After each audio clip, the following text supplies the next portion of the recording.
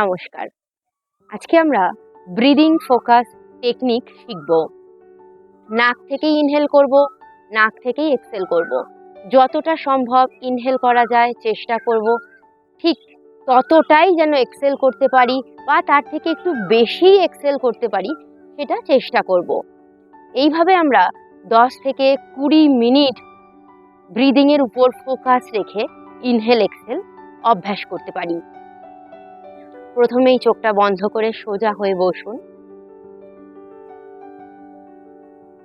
নাক থেকে ইনহেল করুন, নাক থেকে এক্সহেল করুন। খুব ছোট ছোট ব্রিদিং দিয়ে শুরু করুন।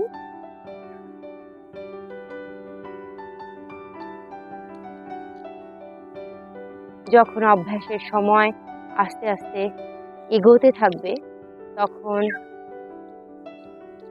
একটু ডিপ ব্রিদিং করার চেষ্টা করুন অ্যান্ড ডিপ এক্সহেল করার চেষ্টা করুন। আমি অভ্যাস করছি, আপনারাও আমার সাথে করুন।